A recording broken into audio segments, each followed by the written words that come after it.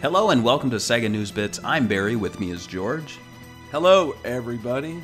And we are going to be talking about the latest reveal with the Retrobit SEGA controllers. Now, these were revealed back in January of this year, I believe, and we knew about Genesis, Mega Drive, Saturn, and Dreamcast pads being created for the original hardware, for USB, and for Bluetooth wireless, which you can use on I think PC, Mac, and the original hardware with a little dongle.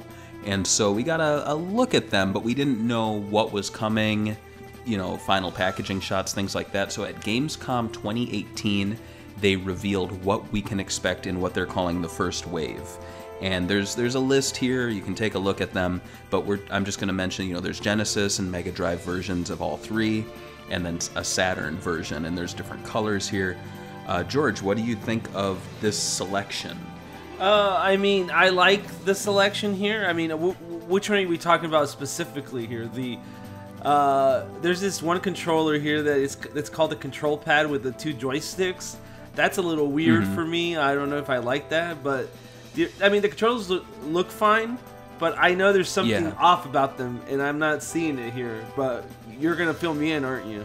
Yeah, and so when these were first revealed, and we have a picture on the article about this from the first reveal, it was just like a straight-up Saturn pad that was Bluetooth. But now they've added, for the Bluetooth ones, these little, like, twin, what do you call those things? Dual shock, dual sticks, whatever. And, yeah, and I mean, I understand that you would need those for playing, you know, you can play more games with these now.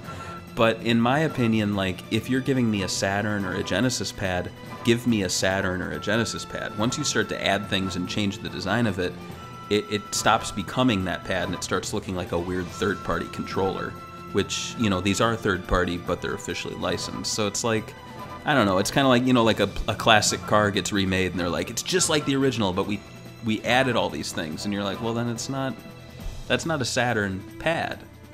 You know, I would complain about it more if it wasn't for the fact that, like, they're giving you 4 versions of a Saturn pad. Right. Well, I mean, Bluetooth and USB, so technically 2 versions of it. Right. And then they're giving you this as an extra, and I mean, I don't know anybody that would want to buy this. I guess I could technically see it if this is going to be your only controller.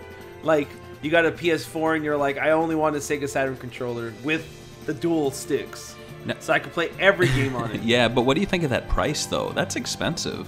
It's basically an official controller. It's $60, basically, if you round it up.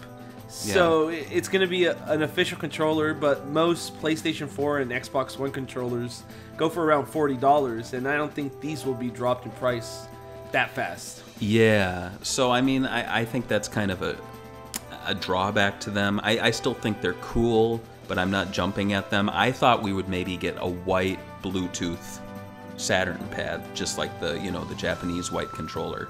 That would have been cool. I agree. You know, speaking of things that are cool, there's an actual cool pad for the SEGA Saturn. It's the This Is Cool design. And that, I believe, that's for the original hardware and for USB. And I think the great thing about that is that that's a pretty rare piece of hardware to get. I mean, you're probably going to be spending about the amount of the Bluetooth one if you ever try to find those used for the original hardware. So that's cool. I wish they did the white pad, though, in this wave, because I really want to get my hands on another one. And there's so many other things I feel like... I mean, we haven't seen the Dreamcast ones, and I know the Dreamcast was one of those consoles that had all these, like, variations and, like, very limited edition controllers. Like, they had, I think, the camo one, they had the... Did they do a strawberry controller? I know they did a strawberry VMU.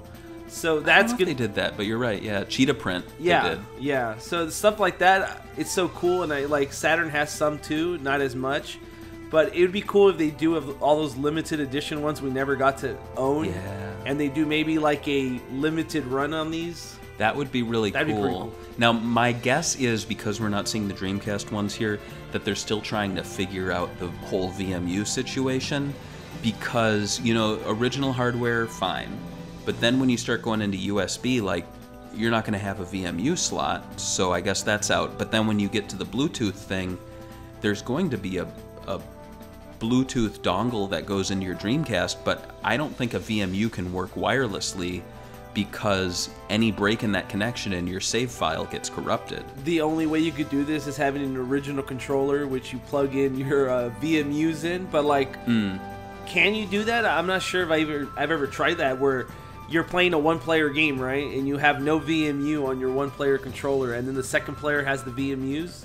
Can you still read your... So, from what I remember, when you boot up games, a lot of times they'll look for they'll say like no...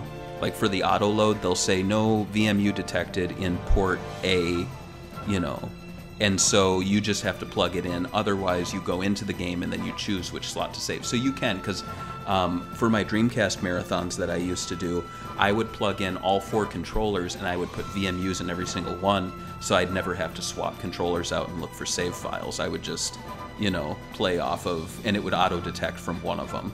I was just gonna like go over basically what this is. So it's 2 versions of each one coming in USB and one coming in Bluetooth, each one costing differently, which is kind of weird. Okay, so here's the thing. Yeah. On the Mega Drive ones, they're cheaper.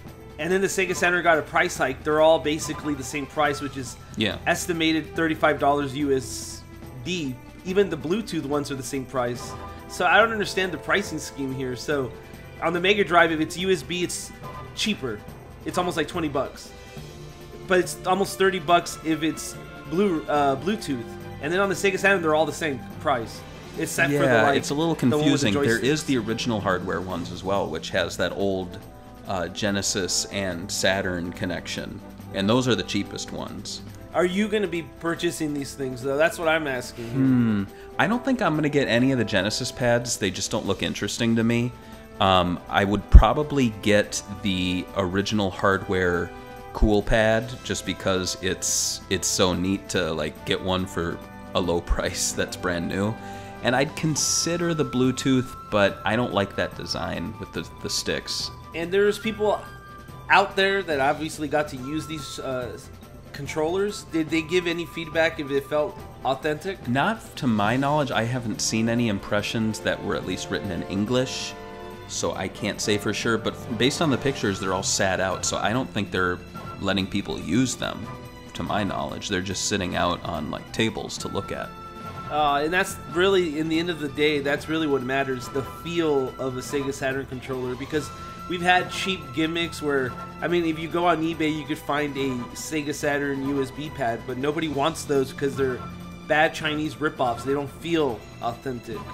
And there's a certain feel that the Sega Saturn and Mega Drive controllers had, and I think that's all that really matters in the end, right? For sure.